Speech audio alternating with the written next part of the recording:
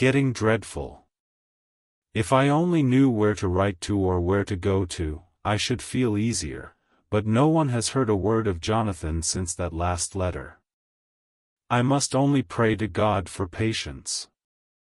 Lucy is more excitable than ever, but is otherwise well. Last night was very threatening, and the fishermen say that we are in for a storm. I must try to watch it and learn the weather signs. Today is a gray day, and the sun as I write is hidden in thick clouds, high over Kettleness. Everything is gray except the green grass, which seems like emerald amongst it, gray earthy rock, gray clouds, tinged with the sunburst at the far edge, hang over the gray sea, into which the sandpoints stretch like gray fingers. The sea is tumbling in over the shallows and the sandy flats with a roar, muffled in the sea mists drifting inland.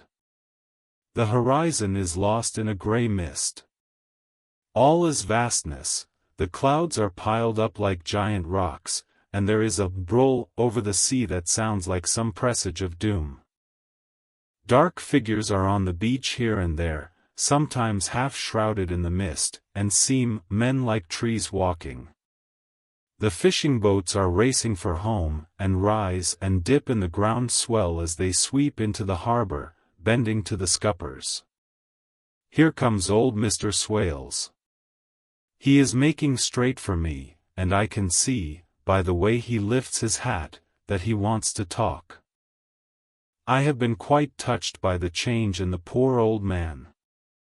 When he sat down beside me, he said in a very gentle way, "I want to say something to you, miss."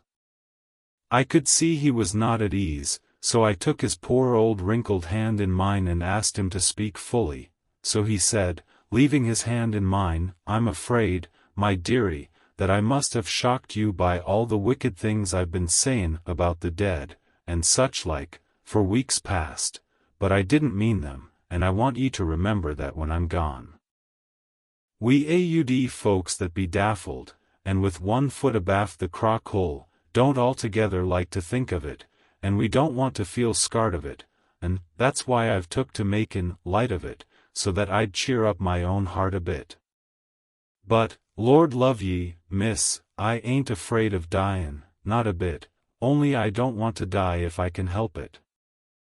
My time must be nigh at hand now, for I be AUD, and 100 years is too much for any man to expect, and I'm so nigh it that the AUD man is already whettin' his scythe.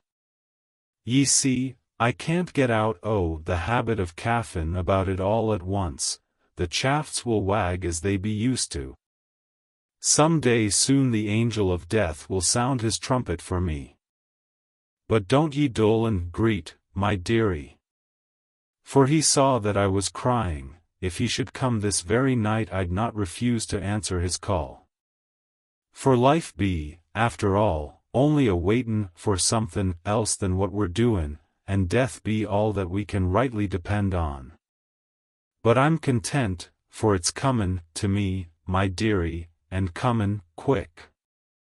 It may be comin' while we be lookin' and wonderin'. Maybe it's in that wind out over the sea that's bringin' with it loss and wreck, and sore distress, and sad hearts. Look! Look! He cried suddenly. There's something in that wind and in the host beyond that sounds, and looks, and tastes, and smells like death. It's in the air, I feel it comin'. Lord, make me answer cheerful when my call comes. He held up his arms devoutly, and raised his hat. His mouth moved as though he were praying. After a few minutes' silence, he got up, shook hands with me, and blessed me, and said goodbye, and hobbled off. It all touched me, and upset me very much. I was glad when the Coast Guard came along, with his spyglass under his arm. He stopped to talk with me, as he always does, but all the time kept looking at a strange ship. I can't make her out, he said, she's a Russian, by the look of her, but she's knocking about in the queerest way. She doesn't know her mind a bit. She seems to see the storm coming, but can't decide whether to run up north in the open, or to put in here. Look there again. She is steered mighty strangely, for she doesn't mind the hand on the wheel, changes about with every puff of wind. We'll hear more of her before this time tomorrow.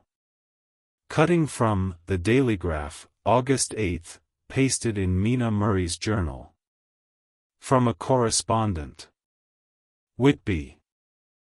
One of the greatest and suddenest storms on record has just been experienced here, with results both strange and unique. The weather had been somewhat sultry, but not to any degree uncommon in the month of August. Saturday evening was as fine as was ever known, and the great body of holidaymakers laid out yesterday for visits to Mulgrave Woods, Robin Hood's Bay, Rig Mill, Runswick, Staithes, and the various trips in the neighborhood of Whitby. The steamers Emma and Scarborough made trips up and down the coast, and there was an unusual amount of tripping both to and from Whitby. The day was unusually fine till the afternoon, when some of the gossips who frequent the East Cliff churchyard, and from that commanding eminence watched the wide sweep of sea visible to the north and east, called attention to a sudden show of mares tails high in the sky to the northwest. The wind was then blowing from the southwest in the mild degree which in barometrical language is ranked number 2, light breeze. The Coast Guard on duty at once made report, and one old fisherman, who for more than half a century has kept watch on weather signs from the East Cliff, foretold in an emphatic manner the coming of a sudden storm. The approach of sunset was so very beautiful, so grand in its masses of splendidly colored clouds, that there was quite an assemblage on the walk along the cliff in the old churchyard to enjoy the beauty. Before the sun dipped below the black mass of Kettleness, standing boldly athwart the western sky, its downward way was marked by myriad clouds of every sunset color flame, purple, pink, green, violet, and all the tints of gold, with here and there masses not large, but of seemingly absolute blackness, in all sorts of shapes, as well outlined as colossal silhouettes. The experience was not lost on the painters, and doubtless some of the sketches of the Prelude to the Great Storm will grace the R.A. and R.I. walls in May next.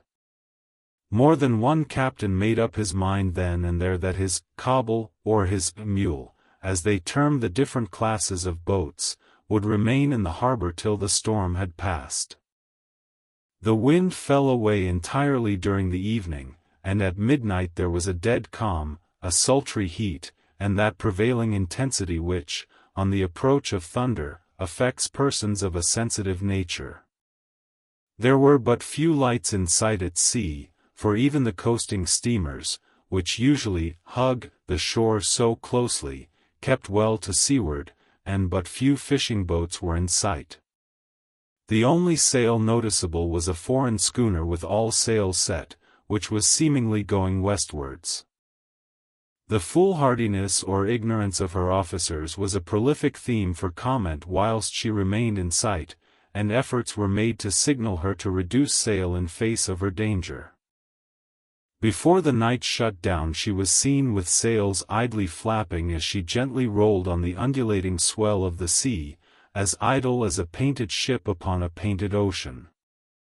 Shortly before 10 o'clock the stillness of the air grew quite oppressive, and the silence was so marked that the bleating of a sheep inland or the barking of a dog in the town was distinctly heard, and the band on the pier, with its lively French air, was like a discord in the great harmony of nature's silence. A little after midnight came a strange sound from over the sea, and high overhead the air began to carry a strange, faint, hollow booming. Then without warning the tempest broke. With a rapidity which, at the time, seemed incredible, and even afterwards is impossible to realize, the whole aspect of nature at once became convulsed. The waves rose in growing fury, each overtopping